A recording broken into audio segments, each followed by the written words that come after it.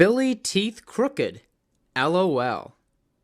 One morning, Billy was puffing to Farquhar Quarry to help Mavis.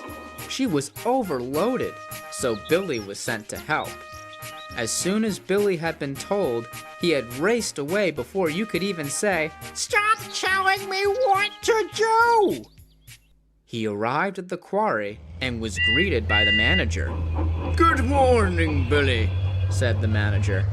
"Hello, sir," said Billy excitedly. "What am I gonna do here?"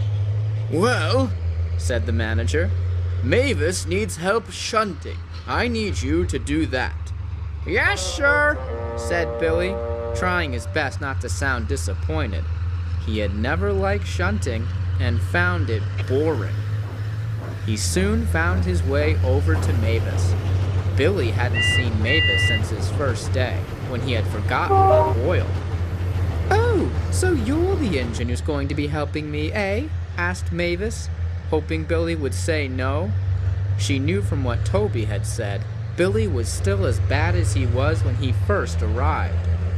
"Yes," said Billy impatiently. "Now let's hurry up and get to work." And before Mavis could say anything else, Billy lunged forward into the trucks. "No!" shouted Mavis as Billy pushed the trucks. "They're blasting over there! We can't go over there!" But Billy didn't listen. He was too busy bumping the trucks and telling them to hurry up. Suddenly, a rock fell onto Billy's cab roof. "Ow!" he screamed in pain. "What was that?" I don't know. I don't think we should worry about it. It was probably nothing," said his driver. But it wasn't. The trucks knew what it was. It was a rock that had hit Billy, but they didn't say anything. They knew a rock fall would happen, and they thought it would serve Billy right. To speed up the rock fall, they started screaming and laughing loudly. "Shut up!" snapped Billy as he bumped them. But that didn't stop the trucks. In fact, it made them worse. They were shouting as if there was no tomorrow. And for what happened next, some trucks literally had no tomorrow. First one rock fell, then another, and then another. "Rock slide!" shouted Billy. His driver and fireman jumped out of the cab and ran to safety. "Oh, so you're leaving me now, huh?" But before Billy could finish his sentence, he was covered in rocks. The trucks were all in pieces. Billy looked sadly at his buffers. "I did warn him," said Mavis as she rolled up. "I'll go and phone for help," said Billy's driver. Soon Harvey arrived and cleared the mess away. But when he saw Billy's face, he couldn't help but laugh. "What? Is there something on my face?" asked Billy. "Well, yes, but actually no," said Harvey. "Your teeth, they're as straight as a wheel." "Oh, ha, ha, ha. I know how my teeth are.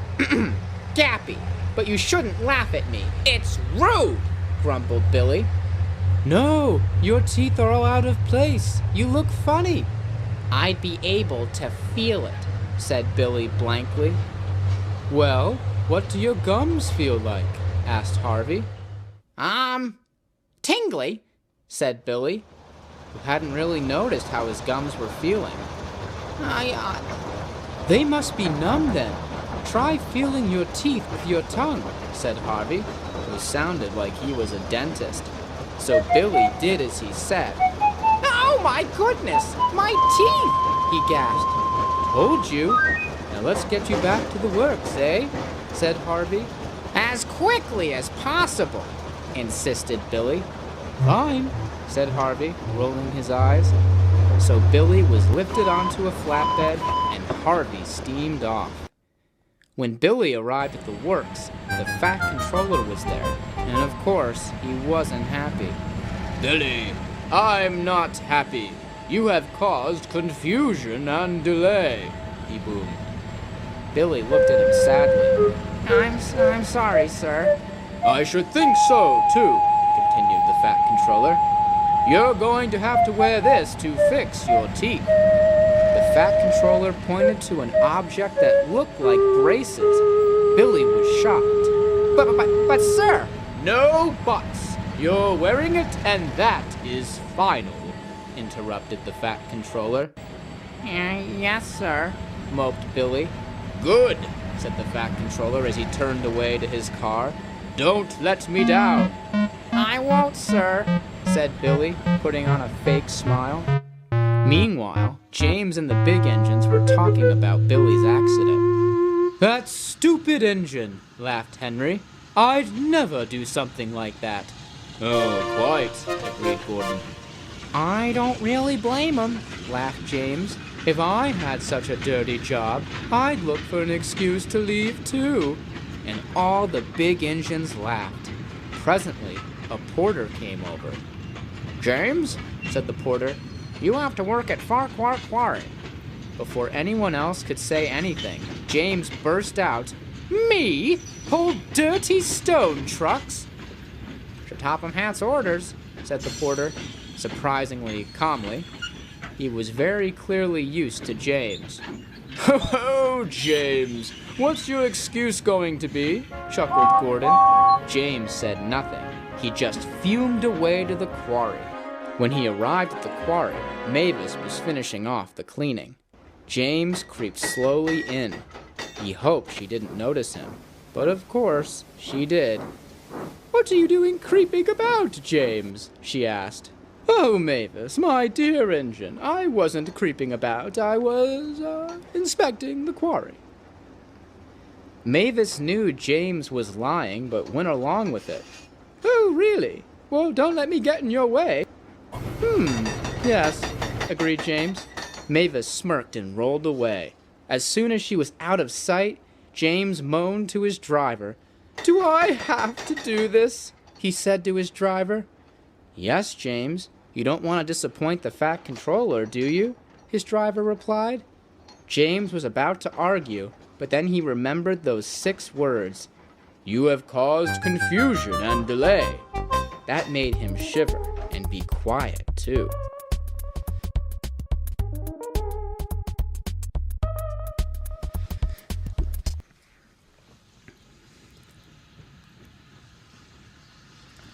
About 3 weeks later, Billy came back. As soon as James heard the news, he was overjoyed. If you had heard him in the sheds, you'd think he had won $1 billion. Then again, money is no use to him, so never mind. I can't think of another example, so pretend money matters to him, okay? Anyway, when Billy came back, something had changed.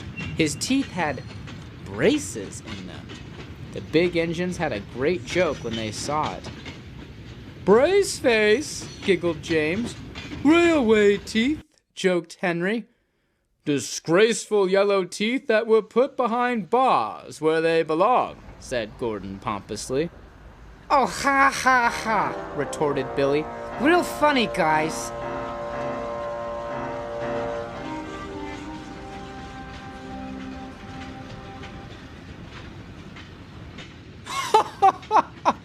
Laughed Henry. He's got a lisp.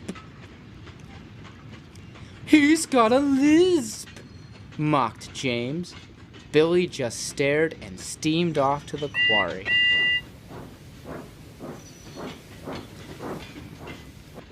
The big engines continued to mock Billy.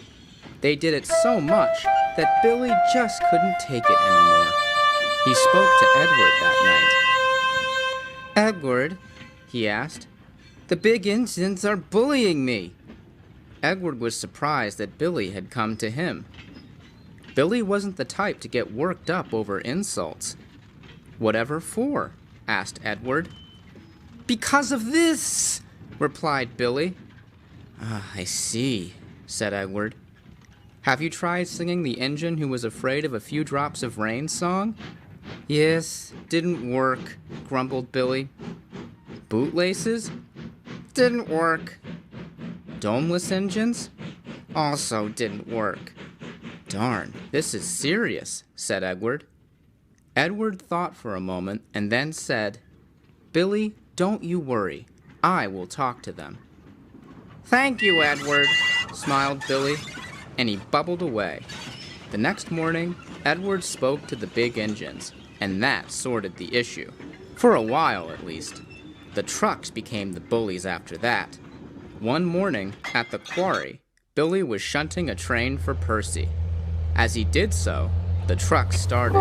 "His teeth are as yellow as sand, and his comebacks are bland, fam," sang the trucks. "Shut up!" snapped Billy, and he bumped them. But this bump knocked his driver and fireman off the footbridge. Billy now couldn't stop. He rumbled over to the blasting zone again. "Oh no, not again!" he shouted. A blast went off, and Billy was covered in rocks from funnel to footplate. When Billy opened his eyes, he was in the works. His tongue licked his teeth. "My teeth are back to normal," he thought. But this happy thought was soon turned sour when he saw the fat controller. He was scolded and was told the same old "you're a very naughty engine" speech. Billy zoned out during this. His driver had to tell him the important stuff. Billy was going to be stuck in the sheds for a week. When he was let out of the sheds, everything was back to normal. He was back to working at Vickerstown. Billy was a little wiser. He now knew that working at a quarry is stupid, and he should end any truck he interacts with. Every time he goes past the trucks, they say, "Billy, yellow teeth, lols!" Also, Linda, if you're watching, please let me see the kids. Please. It's been 5 years. The end.